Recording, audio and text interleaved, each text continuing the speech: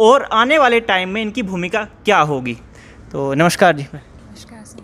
नमस्कार। आपका नाम क्या जी? Doctor APS Batra, director BPS Khanpur Kalan ji. तो डेली के कितने सैंपल आपके पास आते हैं? डेली के 1800 से लेकर 2000 तक सैंपल आ जाते हैं हमारे पास। और टाइम पीरियड कितना रहता है, मतलब एक सैंपल टेस्ट होने में आमतौर पर? मिनिमम टाइम जो हमने नोट किया आज तक वो 8 आवर है, मैक्सिमम 36 आवर्स पर होता है। इससे ज़्यादा तक हम टाइम देते नहीं, क्योंकि हो सकता है कि टाइम सैंपल करने के बाद वो पोस्ट नेगेटिव आ जाए, तो एक सैंपल पॉजिटिव आ जाए तो हमें दोबारा करना पड़ जाता है। नहीं तो हमारा मिनिमम 8 आवर है, मैक्सिमम 36 आवर है। तो ओवरऑल हरियाणा में के जो दूसरी लैब्स के कंपैरिजन में देखें तो अपनी लैब में क्या खास है वैसे? हमारे लैब में जो पहली बात तो है कि ये सेकंड लैब है हरियाणा में, VDRL लैब जो बनी है हरियाणा में। पहले रोहतक में लैब थी, एक ये लैब थी। उसके बाद जब सैम्पलिंग स्टार्ट हुई थी यहाँ पर, हमारे यहाँ कोरोना शुरू हुआ था, तो मार्च अप्रैल में यहाँ सैंपल लेने हमने शुरू किए थे VDRL की परमिशन से। तो जब उस समय हमारे पास सैंपल की हार्डली 300 से 400 सैंपल हम लेते थे, 500 से, क्योंकि हमारे पास उस समय किट्स नहीं थी, RT-PCR मशीन नहीं थी, बायोसेफ्टी कैबिनेट नहीं थी, मैन पावर नहीं थी, जो सारा कुछ ना इसके कम था। तो उसके बाद हमने जब गवर्नमेंट ने हमें इंस्ट्रक्शंस दी या आपने इसकी सैंपलिंग बढ़ानी है, तो मैन पावर बढ़ाई गई, सामान किट्स बढ़ाई गई, और जो हमने मशीनरी इक्विपमेंट्स बढ़ाया गया। तो करने के बाद हमने गवर्नमेंट ने टीचा दिया था कि 2000 तक आपने करना है, तो हमने वो पार कर लिया, तो हमने ले लिया वो। टोटल कितने सैंपल कवर कर चुके हैं जी आप? इस समय 1,03,400 के करीब सैंपल हमने आ चुके हैं हमारे पास। तो उसमें से 5,043 सैंपल जो हैं पॉजिटिव पाए गए हैं। तो अभी कितने जिलों के सैंपल आते हैं आपके पास? हमारे पास अभी पानीपत जींद से भी आता है, गुड़गांव से भी आ जाते हैं कई बार, सोनीपत से तो है ही है, तो अपना झज्जर से भी आते हैं सैंपल, गुड़गांव से भी आ जाते हैं कई बार। तो तकरीबन हम फरीदाबाद से भी कई बार आए हैं सैंपल हमारे पास। तो हम हर एक ज़िले से, हम किसी को इनकार नहीं करते, जहाँ से भी सैंपल आता है हम लेते हैं। तो पेशेंट्स भी आते हैं अपने यहाँ या सिर्फ सैंपल? नहीं, पेशेंट हमारे पास है इस समय 90 पेशेंट हैं, सिम्टोमेटिक पेशेंट्स हैं, क्योंकि हम टर्शरी केयर सेंटर है हमारा। टर्शरी केयर सेंटर से क्या है, हमारे पास सीवियर सिम्टोमेटिक पेशेंट्स हैं, जिसमें हमने हमारे पास 71 पेशेंट जो हैं सिम्टोमेटिक हैं, उसमें से 15 पेशेंट जो हैं ICU में हैं, उसमें 14 ऑक्सीजन पे हैं, एक वेंटिलेटर पे है। तो सीवियर पेशेंट जो हैं जिनको प्रॉपर कोरोना है, ये सिम्टोमेटिक नहीं, सिम्टोमेटिक। तो आने वाले टाइम में क्या भूमिका रहेगी? आप मतलब आम जन, ये पेशेंट जो संख्या है वो बढ़ेंगे या कम होंगे? आप किस नज़रिए से देखते हैं इस बात को? हमारे लिए तो तैयारी है कि हमारे पास 500 कोविड बेड्स हैं। हम तो अपनी तरफ से उन पेशेंट्स को वेलकम कर रहे हैं भी, जो भी आएगा कोविड के लिए, जो सिम्टोमेटिक पेशेंट्स है उसको हम अपनी तरफ से पूरा इलाज करेंगे। पहले हमारे पास उन पेशेंट्स के लिए, जो सीवियर पेशेंट्स थे, उनके लिए मेडिसिन भी नहीं थी, वो इंट्रावीनस ड्रग नहीं थी।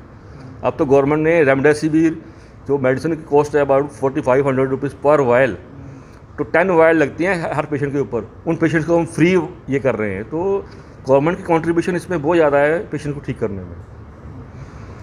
तो अगर एक सिटीजन के रूप में सोचें तो आम जन जैसे जैसे अनलॉक की ओर बढ़ रहे हैं, सभी सुविधाएं लोगों को मिलने लगी हैं, लोग घर से बाहर निकलने लगे हैं, तो वो किन चीज़ों का ध्यान रखें एक एज ए सिटीज़न की तरह सोचे? तो नहीं, देखो, ये तो हमें अपना पार्ट एंड पार्सल हमें चलना पड़ेगा, कोरोना के साथ रहना पड़ेगा, हमें मास्क डालना पड़ेगा, डिस्टेंसिंग मेंटेन करनी पड़ेगी, और बड़े बड़े फंक्शंस नहीं करने चाहिए, जैसे हमें गैदरिंग नहीं करनी।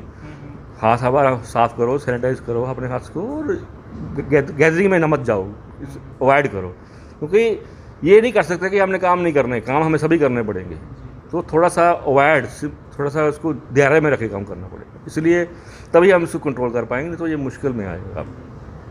मैम, आपका नाम क्या है? I am Dr. Sarita Yadav. I am the in charge of the VRDL lab at BPS Kanpur College. Sarita ji, आप एज ए डॉक्टर कितना चैलेंजिंग मानती है सिचुएशन को?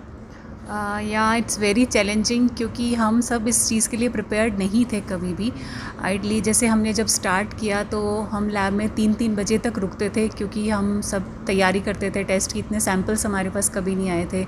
मशीन्स की कमी होती है, मैन पावर भी ट्रेन नहीं होता है, but with time we have improved very much. और चैलेंजेस हैं, but I am very hopeful that we will cope it up with. ठीक है, अभी एक अगर हम डिस्ट्रिक्ट का पैटर्न देखें तो एक डिस्ट्रिक्ट में पीक आता है and then it goes down also, so there will be a peak but it will definitely go down. तो अपनी ये जो लैब है 24 घंटे 7 दिन कभी ब्रेक लेती है? नो, ये सोती नहीं है लैब, ये 24/7 जागती रहती लैब। इसमें शिफ्ट्स लगी हुई हैं डॉक्टर्स की, स्टाफ्स की। वो अगर मॉर्निंग शिफ्ट वाला घर जाएगा तो इवनिंग शिफ्ट वाले उसको टेक ओवर करेंगे, उसके बाद नाइट शिफ्ट वाले आएंगे। 35 स्टाफ मेंबर इसके ऊपर लगे हुए हैं, काम 24/7 काम कर रहे हैं। और मैं आपको एक बात और बताऊँ, हमारे हॉस्पिटल में जो मैंने पहले बताया आपको, रेमडेसिविर स्टार्ट की है। एक पेशेंट मेरे पास आया था जो उस समय NIV पे था, उसके बाद हमने उसको वेंटिलेटर पे लगाया, क्योंकि इंट्रावीनस कहते हैं इन्वेसिव वेंटिलेटर पे लगाया। ये पहला पेशेंट है जो आज डिस्चार्ज हो रहा है जो वेंटिलेटर पे था। आज तक कोई पेशेंट वेंटिलेटर पे डिस्चार्ज नहीं किया गया, क्योंकि उसमें क्या होता है, जब वेंटिलेटर पे चला जाता है पेशेंट, हमारे पास कोई ड्रग नहीं होती उसके अंदर। तो मैंने कहा रेमडेसिविर हमने 10 डेज़ देने के बाद उसको 5 दिन फिजियोथेरेपी करवाई उसकी, आज वो डिस्चार्ज हो जाएगा, अपने हैप्पीली पानीपत जाएगा वो। अभी एक सीरो सर्वे की रिपोर्ट हरियाणा में इसका जिक्र हो रहा है कि 1957 लोगों पर एक सैंपल किया गया, जिनमें से 17% जो लोगों की रिपोर्ट है उनमें एंटीबॉडी पाया गया। मतलब यानी वो कोरोना से संक्रमित भी हो चुके थे और वो ठीक भी हो गए। तो इस प्रोसीजर पर आपका क्या कहना है? इसका बहुत फ़ायदा है। Actually sero survey is being done in fields में, डिस्ट्रिक्ट हॉस्पिटल्स कर रहे हैं। इसका फ़ायदा है कि once we have to do the plasma therapy में जिनके भी एंटीबॉडी टाइटस बहुत ज़्यादा होंगे तो उनका प्लाज्मा काफ़ी यूज़फुल होगा, and that is why this sero survey is very useful and very important.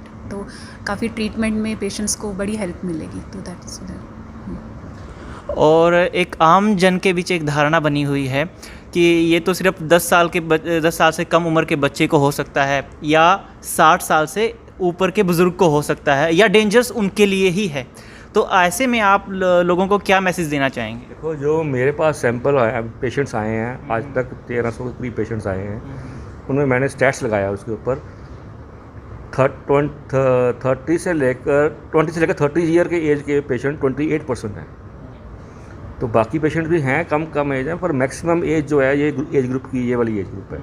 तो ये कहना गलत है कि बच्चों में ज़्यादा है, ये गलत में ज़्यादा आ रहा है, क्योंकि उनमें क्या है कि आप, मुझे लगता है जो कि उनका बैठना इस तरीके से है, वो मास्क इकट्ठे बैठ के पार्टियाँ करते हैं।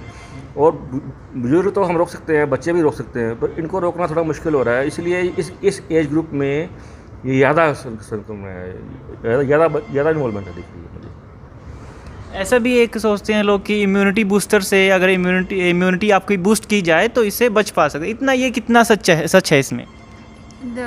ये है, काफ़ी हद तक सच है, क्योंकि हमने जो ऑब्ज़र्व किया है as being in a lab, जो भी इम्यूनिटी वाले थे इनिशियल केसेस में हमने ऑब्ज़र्व किया, later on the number increase, so we were not able to follow up, कि जो एथलीट्स थे या फिर जो बिल्कुल वो थे हेल्दी इंडिविजुअल्स थे, उनमें although viral titres were very high but they were not having any kind of symptoms, they were treated very beautifully, their viral titres were low हो गए धीरे धीरे, but they were not having very symptoms. But immunity जिनकी कम है, कोई TB से है, कोई लंग से कैंसर से पीड़ित है, तो उनमें वायरल टाइटर्स इवन हाई थोड़े कम भी थे, but they were having the symptoms. तो immunity plays a major role in this. आपको क्या लगता है? ठीक कह रहे हैं मैडम। आयुष ने जैसे अभी उन्होंने मेडिसिन वगैरह शुरू की हैं, ड्रॉप्स वगैरह मैं खुद ले रहा हूँ। सुबह मॉर्निंग पे मैं गर्म पानी में 5 ड्रॉप्स लेता हूँ। तो मैं इसमें ये नहीं कहता कि ये नहीं करती, इम्यूनिटी जरूर बूस्ट होती है इससे। आपका घर का शेड्यूल क्या रहता है? वैसे आप सारा दिन यहीं रहते हो, आपका काम ये है, खतरों के खिलाड़ी आप वास्तव में हो, तो आपका क्या प्रिकॉशंस बरतते हैं आप घर पे? घर पे तो देखिए, जाते ही ऑब्वियसली हैंड वॉश है, आप पूरा वी टेक अ बाथ, तो जो क्लोथ्स पहन रखे हैं लैब में we don't take up them to the home, और इतना प्रिकॉशंस तो लेते ही हैं। बाकी मास्क है, ये है, तो ये हम कवर करते रखते हैं। जी, आपका यही है शेड्यूल। तो देखो, अगर मैं अब आपसे बात कर रहा हूँ आप जाओगे तो पहले मैं अपने हाथ वॉश करूँगा, सब कुछ करूँगा। जी। उसके बाद अगर घर जाऊँगा तो कपड़े उतार के अपने आप बात करूँगा। बात करने के बाद ही बैठूँगा अपने कमरे में, नहीं तो मैं बैठूँगा नहीं। तो ये करना पड़ता है, जिस रूल रखा हुआ है हमने, या ये नेम पे बना लिया, सुबह नहा के आना, शाम को वापस जाने के बाद भी नहाना है, 2 बार नहाना है। तो ये करना पड़ेगा, क्योंकि अगर नहीं करेंगे तो अगर हम ही अगर कोरोना वॉरियर्स ही बीमार पड़ गए तो इनको कौन देखेगा। इसलिए हमें तो ये नेम बढ़ाना पड़ेगा, और कर रहे हैं हम इसको कंटिन्यूसली कर रहे हैं। तो ये थे corona warriors, BPS college Khanpur कला। तो जिस किसी को भी ये वहम हो कि कब तक मास्क पहनना पड़ेगा, कब तक ग्लव्स वगैरह पहनना पड़ेगा, या कब तक प्रिकॉशंस बरतने पड़ेंगे, तो उनको सीधा सा एक ही जवाब है, अब हमेशा ऐसा ही चलेगा। सत्य खबर में इतना ही। कैमरा पर्सन गजेंद्र के साथ मैं अजय।